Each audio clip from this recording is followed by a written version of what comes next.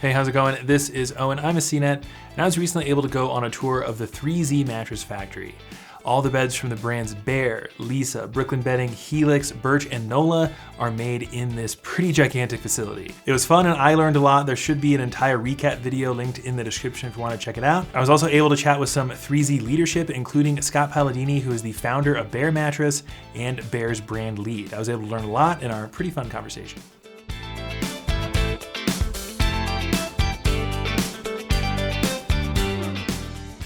So we'll just start with our first question. Yeah, great. How do you differentiate between so many beds within so many brands? Well, I think that's a great question. I think first and foremost is that the company kind of came together as this collection of individual brands. And when we're here, we still get to be that individual personality that each of the brands had. And I think all of our brands in the portfolio have sort of a unique identity, you know, when you look at them. If you look at Bear, it's a little bit more of the athlete focused type stuff. Nola is very like derived towards side sleepers. Lisa's got this whole like community and giving back charitable aspect that kind of hits on it. So I think first and foremost, the brands have been able to keep our own identity. And then when we develop products, we all develop within the brands as that identity. So the nice thing is that while we have a factory, we're pouring our own foam, having our own coils, we aren't siloed into you got to use this, you got to use this, you got to use this. So we've been able to kind of each have a different bed, and I think each of the brands brings a little bit of a different ethos to the products and to the customer that they're looking to serve. Speaking of the brands, does it ever get kind of competitive between the brands in terms of like sales and stuff? Yeah, definitely. I mean, you know, Bear's the best, but you know, the others are good too. No. Yeah, I think that's part of it. I think that's healthy that we have some competition amongst each other in terms of pushing each other and wanting each of the brands to do well. We want the whole portfolio to do really well, but I think that when we have this competition amongst us, it creates, it fosters more growth is what it really does. It pushes people, it helps people not get complacent. It helps the brands and the brand teams to want to stay a step ahead. But ultimately we have the goal of, you know, wanting everybody to be successful. Can you tell us a little bit about the production process within each mattress? For example, you have organic mattresses and you have hybrid and all foam. Yeah, definitely. So I think with one, the first thing is like, what are the beds that we're making, right? So we have all foam beds, we have hybrid beds, we have latex beds. In terms of production, I think it really depends on, one, the customer feedback that we're getting. And that's not just directly from us. Now we have all these brands, so we can share. So while we have friendly competition, there's a lot of sharing. There's a lot of feedback given to what's working, what's not working, what do people like, what do people don't like. So I think that is one thing that we really do well when we kind of have an R&D process, is that we're getting feedback from thousands and thousands and thousands of customers that have slept on all different beds. So it's really kind of nice to know what might be better suited. In terms of then like production wise, when we go into it, I think it really just it's the idea of being able to serve a customer while also being able to make it work within the whole factory. So there's definitely some like real outside the box discussions that we take place. We got like the Alaskan King at the end there. So that's again one of those R&D things that we're really working on here and that we're excited about. But overall, production is pretty smooth and it's pretty open-ended in terms of how we want to put the beds together. Well, speaking of R&D, can you describe a little bit about the process in like how you determine and test like bringing a new mattress to the public? Yeah. So one, we have like an amazing team here on the production side. We have, we're pouring our own foam. There's somebody else that could speak on the chemicals and the makeup of all of that, but we're really creating some unique products. I think that when we do that, we're gonna bring a new product to market. We're gonna first make a whole bunch of samples, more samples than we probably need to make, but we'll make a whole bunch of samples. And then what we'll do is we'll take that feedback that we've gotten from all the other beds, all the other products. And then we'll try to put it out and take customer feedback. I mean, I think the fact that we have showrooms that are Brooklyn Bedding showrooms, I think that we have hundreds of people that work right here, we can get some really good feedback. We don't like to waste beds, so sample beds get put in to people's houses. I always take a new sample bed, like for what we're working on. My wife doesn't love switching out the mattress all the time, but you know, we'll switch it up as we look to develop these different beds. I think the really key is that we try to marry our institutional knowledge that we collectively have at 3Zs with what the feedback has been from our current beds and how we really can iterate to make them better, how we can improve them, and how to bring better products to market. So I really think some beds are new. I think like the Helix Elite product line was a new development that's been in the works for a long time. That's a result of customer feedback, understanding of where the market is, where people are looking for beds. And at the same time, we just will upgrade beds with better foams or things that we're now creating. So, you know, it's not necessarily going to change the bed a lot, but it could be a little bit, you know, improve things incrementally. One thing I definitely noticed, like with the Helix Elite, that the whole like shipping process of with the coil base and then the comfort insert in the second box, you see that with Lisa Reserve now, so you definitely share that knowledge, Exactly, and that was it. But each bed is going to be made in a style that's like good for those brands. So like the technology and the way it works and the shipping and the logistics, that is like shared knowledge. The best part though is that Lisa can then work to develop a bed knowing that those things can happen, but they can make it their own. And I love the Lisa Reserve line. I think it came out wonderful, and I know Jen, who leads that line, did a great job, and her whole team did a great job with it. I think that example that you gave with the sharing is right on in what we try to do with all of our products. So are all mattresses made to order? Do you have a stock? Like how does that work? You know, as you see out in the factory, we're making beds. We make a lot of beds every single day. Yeah. So most of the beds are what I would say made to order. Now, made to order could be a few days prior. We're on a schedule. We have a lot of mattresses flowing through here. Not just all of our brands, but we build a lot of other mattresses. In general, we have a lot of mattresses in stores throughout the country. So we're on a schedule. With that said, we don't really stock and just keep tons of mattresses there. Our shipping times though, you know, varying, but like it is really like 1 to 5 days for all of our beds. So we're getting beds out the door extremely fast, extremely efficiently, and they're all relatively new, which is even better. So we're really shipping within 1, 2, 3 business days normally for almost all of our products, but all of that is relatively made within probably the last 7 days. Right. Is that partially because you can't have a mattress in a box for too long?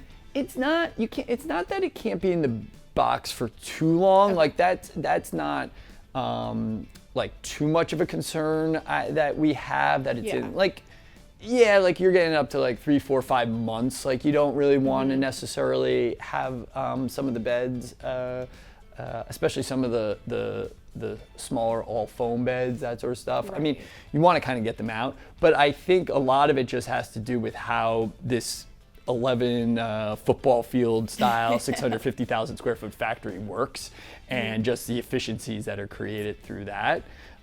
We've looked at like warehousing, we've looked at those things. We're constantly evaluating, we're constantly taking feedback on that. But what we realize is that we could ship relatively fast within a couple days, and the bed be fresh. So, awesome. Which is really good on the raw material side too, with some of the foam just coming off the line. Like, look, that's not pre-compressed. We're not buying that now from one of the foamers. So we have like some unique competitive advantages that are really exciting. Since this factory was first built, has there been any like significant changes or enhancements in the production process? Because this has been around for quite a while, right? This factory is about 2.5 years old. So John, the CEO, and the Brooklyn team, they had another factory here in Arizona. about a third of the size of this. They moved it into here, and they've expanded out. The biggest thing that we've done is add foam pouring. So foam pouring now takes up a whole section of it. The line is state of the art as well. So the way that the beds flow, it's really unique and state of the art in how they move through the factory. We've also added some like robot technology to help assist the staff.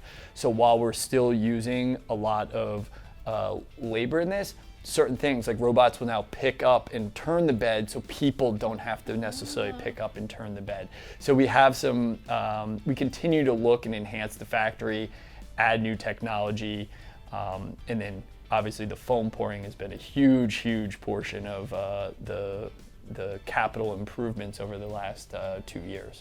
Can you tell us a little bit about the logistics of shipping huge mattresses like the Alaskan King or the Sedona Blue, because that can't be shipped? Yeah, exactly. So I think when it comes to some of these bigger beds, right? Even the Helix, I think the Helix Elite is the prime example, is that what we found is that I think with good clarity to customers, they understand the shipping process. They understand that it might come in 2 boxes and that sort of thing. So what we're finding is that when we're reaching thresholds on beds, is there ways that we can overcome that? One of the ways is we could ship in multiple boxes.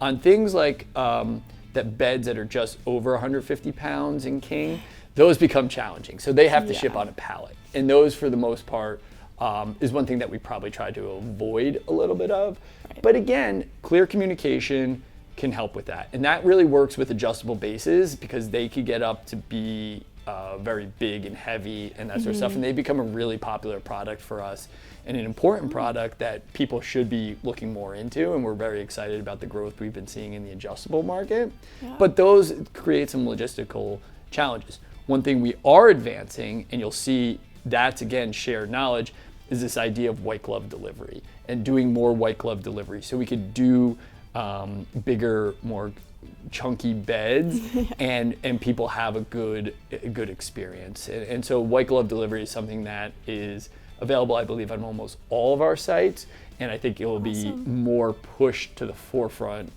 over the coming months as we do launch more of these like bigger mattresses. One thing I would love some insight on, because this is something like we have a pretty robust testing process that we do, I think.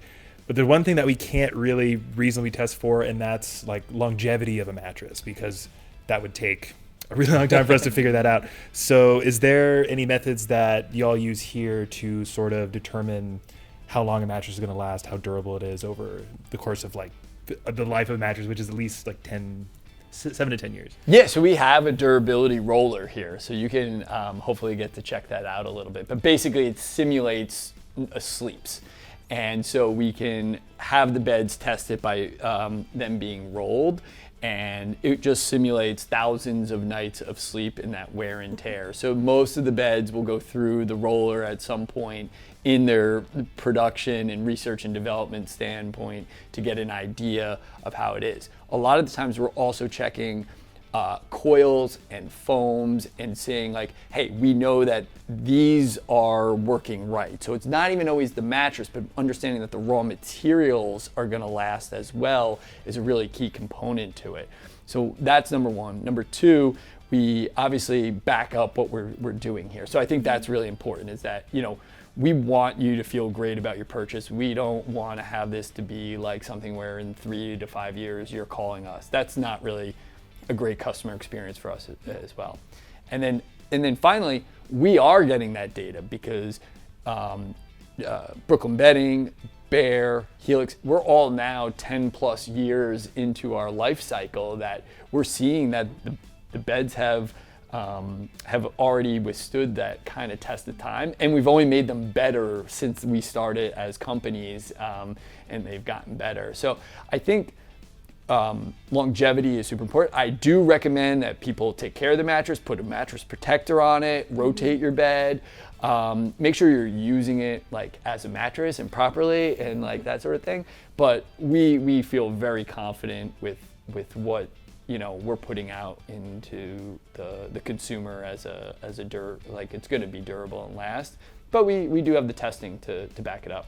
Do you use that roller on every mattress before it goes in the box? It's not before it goes in the box, Okay. but it is during the process. So we would really want to know is that making sure that the components add up to something that works. So like, you don't want to put like maybe like a too many lower density foam, like a lower density foam somewhere that could sag. So like, but it's good to know where it does or what it might be, because there is a price point and a time period for everything. And so I think that's part of it. So we do want to make sure that we're not missing something in the R&D process when we're building a bed and putting it together. So the roller is there to just kind of simulate that longevity. So we can have a new bed, put it on the roller. Hey, you know, we didn't miss something here in the process. You got a machine that will go back and forth forever, you know, and that sort of thing. Because that you know, that can happen when you're pouring new foam, for example. We have a lot of new foam we're trying to create here and be unique to the market. But we got to put that kind of to test on a mattress and see how it works, you know. So that's what the roller then is good for. How do returns work? Do you recycle the mattress, donate it, take out the materials? So it varies, right? Okay. All states have different laws around what you can actually do with an older mattress. Same thing with like charities, especially. Like we would love to donate every mattress to somebody. Yeah, exactly. Yeah. That's somebody that wants it. Unfortunately, there are some laws that we have to comply by. So depending on what we can do, the majority of the time we are trying to find a donation for that mattress as best as we can. If there's challenges with that donation, we may even come to the customer and just be like, can you donate it? And then finally, if you know, some customers just want it gone, and then we can remove it. We have,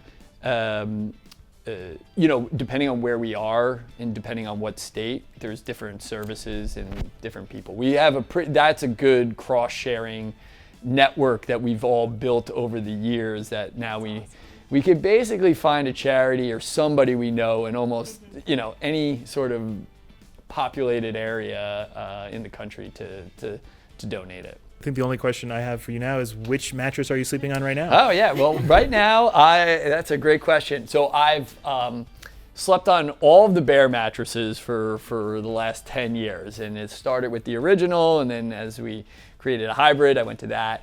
And for the longest time, I was sleeping on the Bear Elite in the firm version. But our recently launched Bear Natural with natural latex is now the new choice in the household. My wife and I have been sleeping on that for about 6 months, and we're loving that. So the Elite is, you know, true to my heart. It's one of my favorite mattresses, but as, you know, product tester number one for most of the beds, we went with the natural, and I am torn whether I'm going to go back to the Elite or not. So right now it's the natural, but you can't go wrong with with any of our beds. But the Elite with 3 comfort choices, and then is really great. And our new natural with latex. If you like latex, if you like a little bit more of a bounce and a buoyancy to it, it's a really nice feeling bed. Well, you might have to swap it out when you come out with a new mattress. I know. I will have to. I'm going to have to change again. That will lead to some discussions in the household about switching mattresses again. Yeah, I have that problem. All right, I just want to give a quick thank you to Scott for chatting with us. It was a very informative conversation. I learned a lot. And if you want to learn more about Bear Mattress, look down below in the description. We should have some pretty detailed full reviews of all their beds down there, and more information about our whole 3Z factory tour experience.